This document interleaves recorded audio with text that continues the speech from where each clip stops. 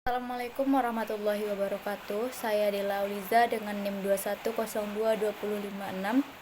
Di sini saya akan membuat presentasi singkat dengan judul tujuan, fungsi, dan ruang lingkup dari administrasi pendidikan dan supervisi pendidikan. Di sini saya membuat video presentasi untuk memenuhi tugas mata kuliah administrasi dan supervisi pendidikan. Baik, yang pertama saya akan membahas tentang tujuan dari administrasi dan supervisi pendidikan. Administrasi pendidikan adalah tujuan administrasi untuk memastikan bahwa di mana proses pendidikan berjalan dengan efektif, efisien, dan sesuai dengan standar yang telah ditetapkan. Administrasi pendidikan bertujuan untuk mengelola sumber daya pendidikan, baik manusianya, material, serta pendidikan yang lebih baik maupun finansial guna untuk mencapai tujuan pendidikan yang telah ditentukan.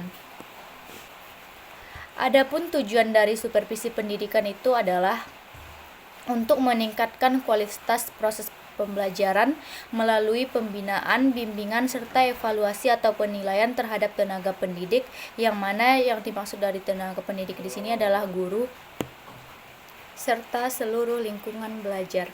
Supervisi bertujuan agar tenaga pendidik dapat melaksanakan tugasnya dengan optimal serta terus berkembang secara profesional. Bagian kedua, di sini saya akan membahas tentang fungsi administrasi dan supervisi pendidikan. Yang poin pertama yaitu administrasi pendidikan. Fungsinya di sini adalah untuk menyusun strategi dan rencana kegiatan pendidikan sesuai dengan tujuan yang ingin kita capai. Yang kedua, fungsinya yaitu pengorganisasian, yang mana maksudnya di sini adalah mengelola dan mengatur sumber daya pendidikan agar berjalan sesuai dengan yang kita rencanakan. Selanjutnya, fungsi pengarahan. Fungsi pengarahan memberikan bimbingan dan arahan kepada seluruh komponen pendidikan agar menjalankan tugasnya dengan benar. Selanjutnya adalah fungsi pengawasan. Maksudnya di sini adalah mengawasi jalannya proses pendidikan agar sesuai dengan aturan dan standar yang berlaku. Selanjutnya, pengambilan keputusan. Pengambilan keputusan maksudnya adalah membuat keputusan terkait dengan kelancaran proses pencapaian tujuan serta supervisi pendidikan. Selanjutnya, bagian dari supervisi pendidikan ini berfungsi untuk pembinaan guru, yang mana membantu guru dalam mengatasi masalah pembelajaran dan memberikan umpan balik untuk meningkatkan kualitas dari pembelajaran. Selanjutnya adalah evaluasi pembelajaran, mengawasi proses dan hasil pembelajaran untuk menentukan efektivitas metode yang telah digunakan. Bagian yang keempat adalah pengembangan profesional, meningkatkan keterampilan dan kompetensi guru melalui pelatihan, workshop, dan bimbingan teknis. Yang terakhir adalah pendampingan. Pendampingan memberikan dukungan kepada guru agar dapat menjalankan tugasnya dengan baik, terutama dalam menghadapi tantangan di dalam pendidikan. Poin yang terakhir yang akan saya bahas yaitu tentang ruang lingkup administrasi dan supervisi pendidikan. Bagian yang pertama, di sini saya akan membahas ruang lingkup dari administrasi pendidikan. Yang pertama, manajemen kurikulum. Mengelola dan mengimplementasikan kurikulum sesuai dengan kebutuhan peserta didik dan tuntutan zaman. Manajemen sumber daya manusia, mengatur tenaga pendidik, staf administrasi, dan karyawan lainnya agar bekerja sesuai dengan fungsinya. Selanjutnya yaitu manajemen serta sarana dan prasarana. Maknanya di sini memastikan sarana bahwa memastikan bahwa fasilitas dan peralatan pendidikan tersedia dan terawat dengan baik. Selanjutnya, manajemen keuangan. Mengelola anggaran pendidikan dengan transparan dan akuntabel untuk mendukung seluruh kegiatan pendidikan. Yang terakhir adalah manajemen hubungan masyarakat, yang mana maksudnya di sini adalah membangun hubungan yang baik antara sekolah, orang tua, masyarakat untuk mendukung proses pendidikan.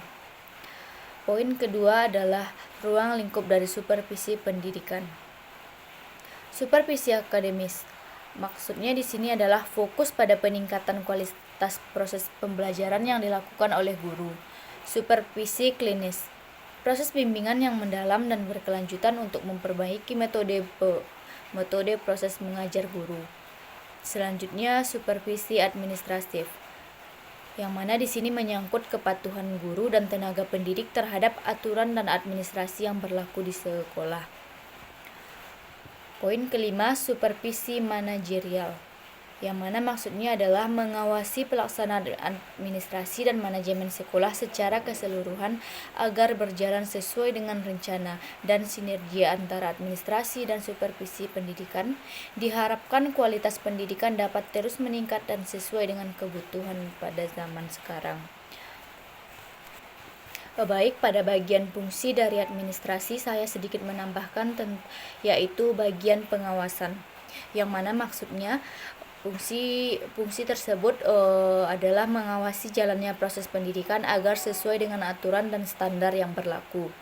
Selanjutnya, dalam pengambilan keputusan, kita membuat keputusan terkait dengan berbagai aspek pendidikan demi kelancaran